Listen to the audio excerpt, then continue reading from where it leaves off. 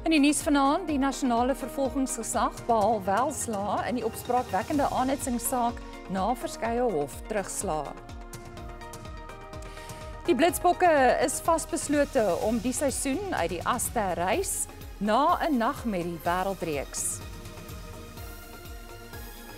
En 'n stigting met 'n hart van goud speel 'n lewensveranderende rol in die lewens van minderbevoorregte kinders.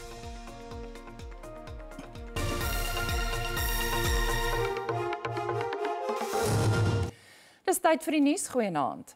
Die eerste van 65 vermeende aanhitsers van grootskaalse openbare geweld in Julie 2021 in KwaZulu-Natal en dele van Gauteng is tot 12 jaar tronkstraf gevonnis.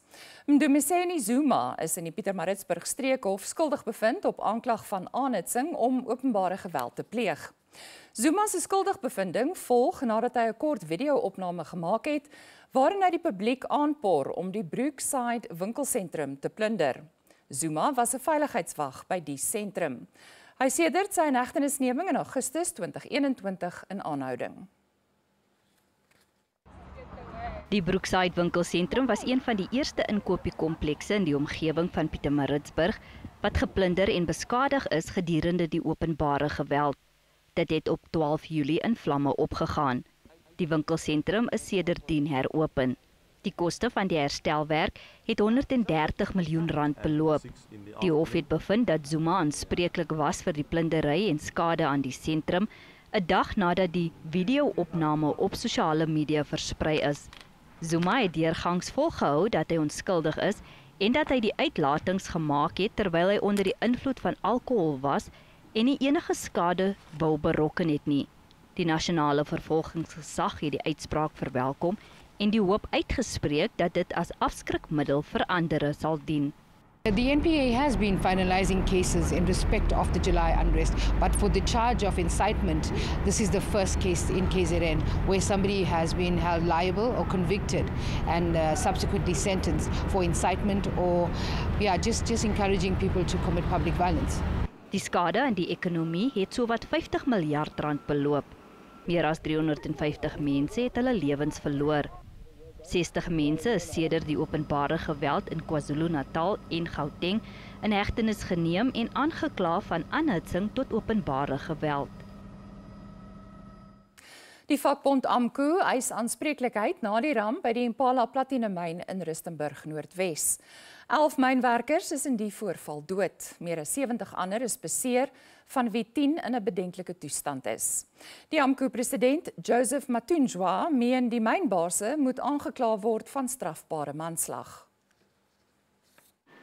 Die 11 werkers is dood toe die wenaskabel van 'n skaghuister in Skag 11 gebreek het. AMCO has been calling for the amendment of Mine Health and Safety Act. For these company bosses be really accountable, especially to be charged with culpable homicide. Because some of these accidents are repeatable accidents. Volgens die myn het die reddingsproses meer as 10 ure geduur. We were able to clear all employees impacted out of the underground workings. Die minister van Minerale Hulpbronne en Energie, Gwede Mantashe, sê die ongeluk is 'n terugslag vir die veldtog om mynsterftes uit te roei. It dented our effort to move towards zero harm in the industry. You remember that in 2022 we reduced the number of fatalities to 49. That was the lowest number. President Cyril Ramaphosa het intussen medelee uitgespreek met die families van die oorledenes. Ramaphosa het 'n beroep gedoen op rolspelers om die hoofmyninspekteur by te staan in sy ondersoek ingevolge die wet op myngesondheid en veiligheid. Die president sê die proses is noodsaaklik om mynwerkers te beskerm en bedryfskontinuïteit in myne te verseker. Hoewel die audituitkomste van die 2022-23 boekjaar 'n verbetering toon op nasionale en provinsiale regeringsvlak, waarsku die ouditeur-generaal Tsakani Maluleke, harde werk lê nog voor. Skoon en ongekwalifiseerde audits het toegeneem terwyl gekwalifiseerde en geweierde auditmenings afgeneem het. Maluleke is veral bekommerd oor die stand van sake by staatsinstellings en by regeringsdepartemente wat vir dienslewering verantwoordelik is. In vergelyking met die vorige boekjaar se 126 skoon audits, was die verjaar meer, 147. Wat provinsies betref, loop die Wes-Kaap voor, gevolg deur die Oos-Kaap, en met die uitsondering van Noordwes het alle provinsiale wetgewers en die parlement skoon audits ontvang. The number of clean audits has increased quite significantly, and I think that's quite important. If you're looking at a PFMA cycle that looks after an expenditure budget of 3.1 trillion rand together, it's useful to see at least 35% of these auditees achieving the clean audit status. Die Ontwikkelingsbank is die enigste staatsinstelling wat 'n skoon audit ontvang het. Is lateness on a repeated basis. It starts to compromise transparency and accountability in a way that should worry us all. 137 projekte is ook geaudit. Meer as 80% van die projekte is uitgestel, het meer gekos as die aanvanklike begroting of is van swak gehalte. These delays not only increase costs and result in financial losses at a time when we can least afford it. They result in compromised lived experience of people, learners in overcrowded classrooms, ablution facilities that do not work within schools, such that sanitation services are not there and the dignity that should be afforded to learners is not there. Maluleke sê haar kantoor het gehelp om te verhoed dat miljarde rand verlore gaan en het geld wat verlore geraak het weer teruggekry. But it can never be the adequate solution to our problems. There has to be attention to preventing the problems in the first instance and then also acting as soon as problems arise. Volgens haar het ongematigde besteding op minstens 4 miljard rand te staan gekom en sowat 63 miljard rand is onreëlmatig bestee.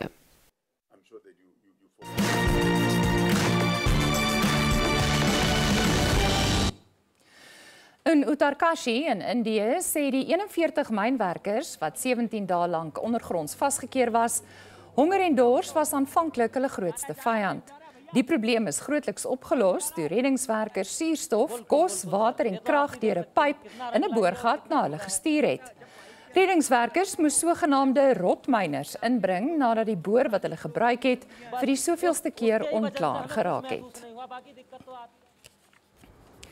In Svalbard, Noorwe, in die Poolsirkel, het die avonturier Aniel Serasolses in 'n kajak teen 'n 20 meter hoë yswaterval afgevaar. Dis die hoogste gletserwaterval waarteen daar afgevaar is wat nog aangeteken is.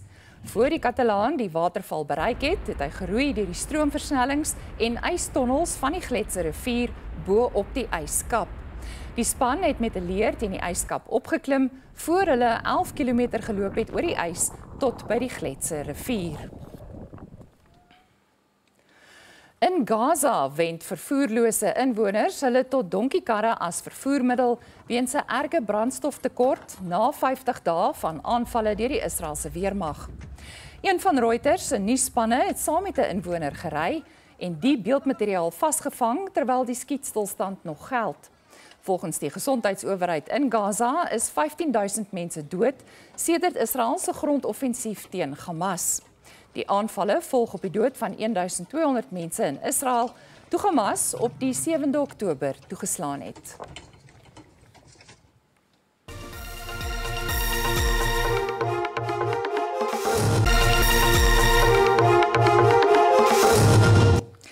Ons gaan voort. Die parlementêre portefeuljekomitee oor die polisie het die wysigingswetsontwerp op die onafhanklike polisieondersoekdirektoraat aanvaar.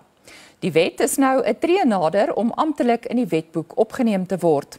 Dit ondanks besware van die Demokratiese Alliansie en ander drukgroepe dat die wetsontwerp ongrondwetlik is. Die meeste parlementslede in die portefeuljekomitee is egter ten gunste van die wetsontwerp in sy huidige vorm. Die DA vrees dat die wet nie polisie wangedrag en ander vergrype behoorlik sal vasvat nie. Whitfield kla ook dat die minister van polisie steeds te veel seggenskap het oor die aanstelling van die direktoraat se hoof. Die wet is gewysig nadat die konstitusionele hof dele van die wet ongrondwetlik verklaar het. Die hof het spesifiek verwys na die minister se magte om die oorpothoof te verwyder, as ook die proses wat gevolg word met die aanstelling van die uitvoerende direkteur. We had robust but respectful deliberations on the bill, which was encouraging and highly appreciated. Allow me to once more thank members, the Minister and Deputy Minister of Police, the Acting Secretary for Police and his team, and our support staff for the efforts to process this highly anticipated and significantly important bill.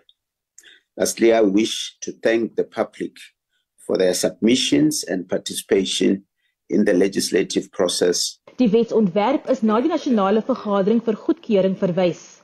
Eybrababie, SABC nuus parlement. Inwoners van Kulubonga in Kolga in die Oos-Kaap se wagwoord is saamstaan. Die landelike gemeenskap, wat nie juis rol in die geld nie, het skouer aan die wiel gesit en hul onbegaanbare paaie self herstel. Hulle wag reeds 18 jaar op die regering om iets te doen. Die toestand van hulle paaie was so sleg dat noodvoertuie, waaronder ambulanse en polisiewaans, geen toegang tot die gemeenskap kon kry nie. Elke huishouding het R200 bygedra tot boumateriaal om hulle paaie begaanbaar te maak. En dit het al menselewens gekos. Ek bly in Niana. My skoolvervoer het my weens hierdie pad nie opgelei nie. Ek het gedryf omdat ek nie my toets kon skryf nie. Boonop word hulle 'n rad voor die oë gedraai. This road is known, but unfortunately it is not going to be attended now because we are dealing with prioritization throughout the Mpashe local municipality, which has 32 wards and has a very huge road network which has been affected severely by these heavy rains. Volgens die burgemeester het die munisipaliteit 'n ooreenkoms met 'n kontrakteur aangegaan om 'n tydelike oplossing te bied.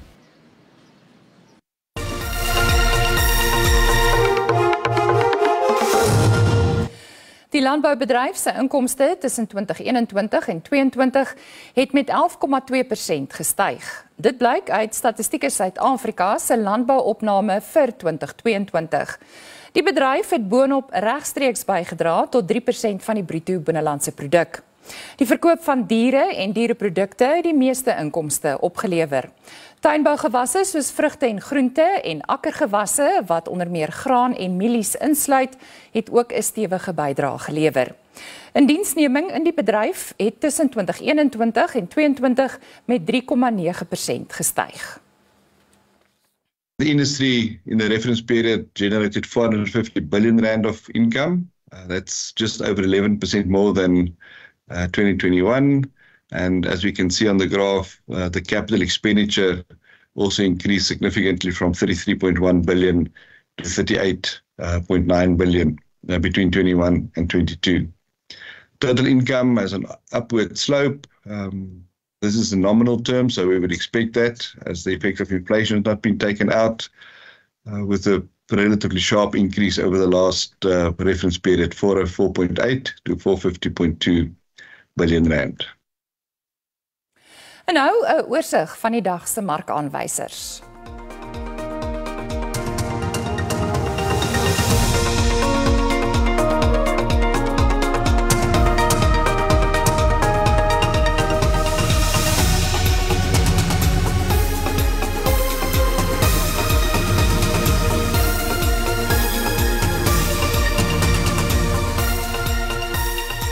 En op die JSE-termynmark het die pryse van landbougewasse vir lewering in Desember gewissel. Die pryse van wit mielies het gestyg met R35 per ton en kos nou R4.366 per ton.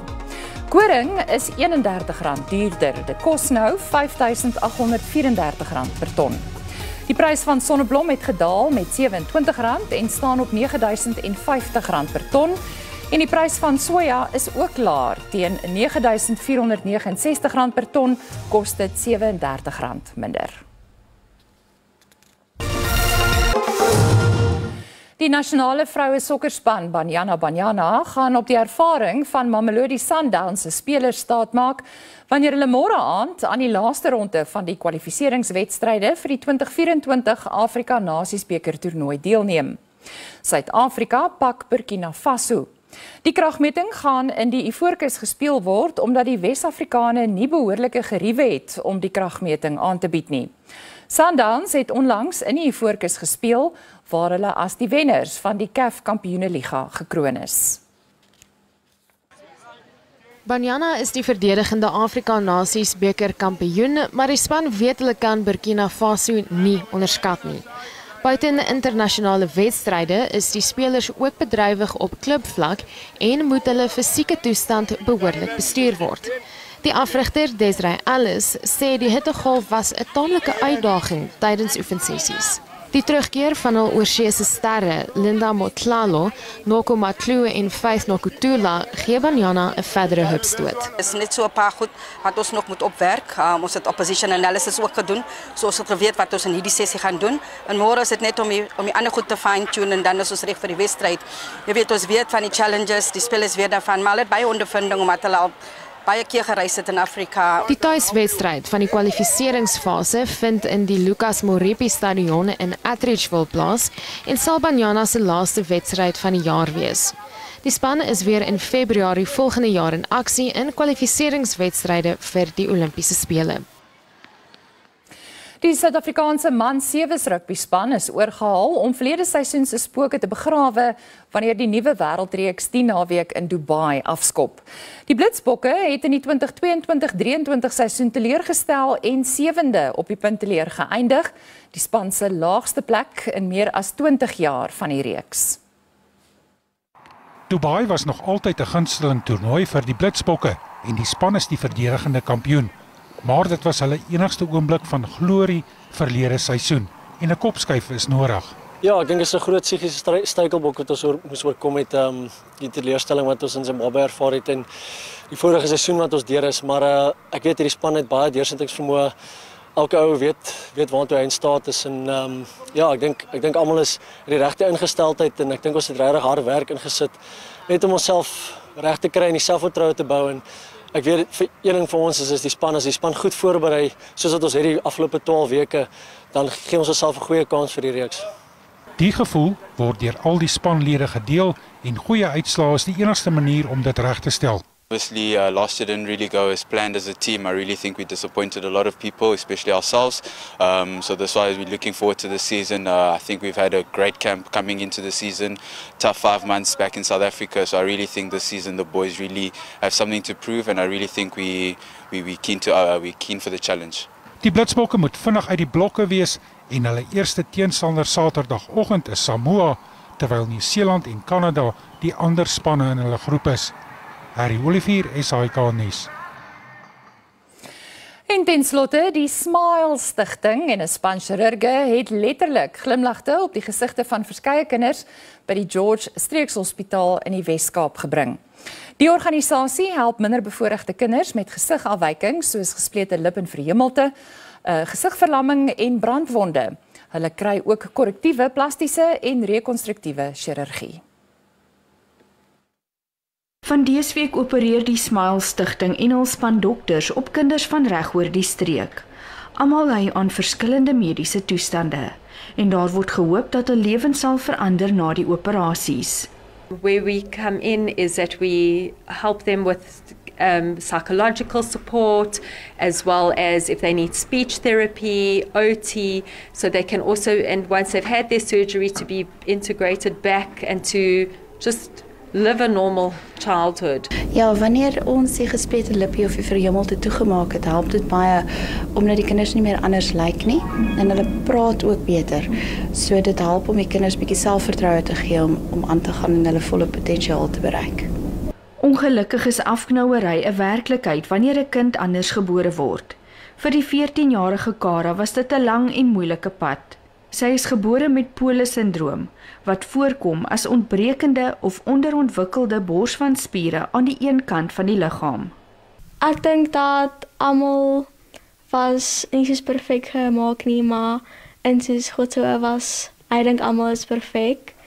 Nou, ons ook net vir haar vriende sê wat haar gedra het in die tyd ook, en sy het 'n baie goeie sterk vriendekring wat haar gehelp het. Ons hier aangekom het in George, is sy baie geboelie en kinders het baie Was lelik met haar gewees oor sy verskil, anders te lyk as hulle. Die 1-jarige Nalotando het 'n operasie vir 'n gesigspleet ontvang. Sy ma's verlig dit was 'n sukses. I'm feeling great that the operation is over because I was a bit stressed. I was thinking about his future. When he's grown up, he was going to be bullied about this condition. 18 kinders sal die week die lewensveranderende operasies ontvang. Tot op hede het die Smaal Stichting meer as 5000 kinders landwyd gehelp. Tanya Krause, SABC Nuus, George in die Weskaap. 'n Mooi noot om op halt te roep. 'n Mooi aand verder ook. Totsiens.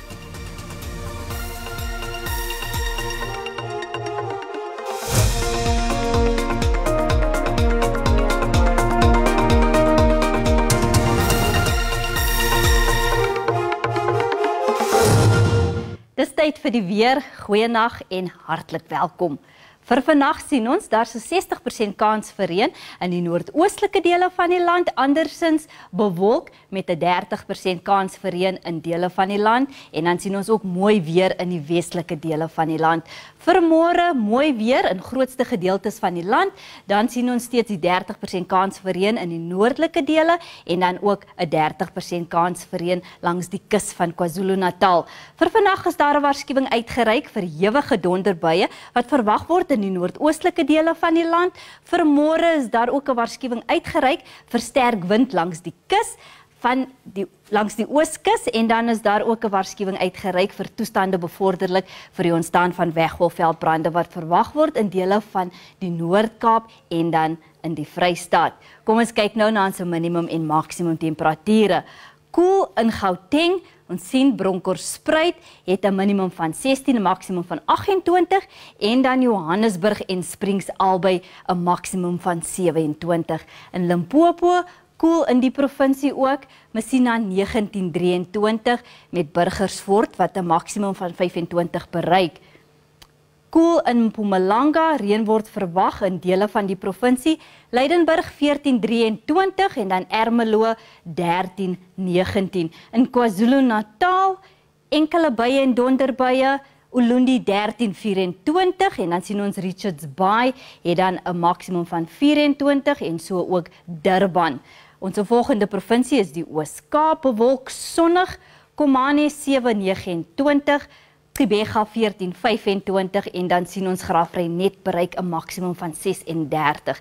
In die Wes-Kaap sonnig en bewolk, Kaapstad 15 met 'n maksimum van 35 en dan sien ons Beaufort Wes bereik dan ook 'n maksimum van 36. In die Noord-Kaap sonnig in die westelike dele van die provinsie, Kimberley 1735 en dan Kalvinia bereik 'n maksimum van 37.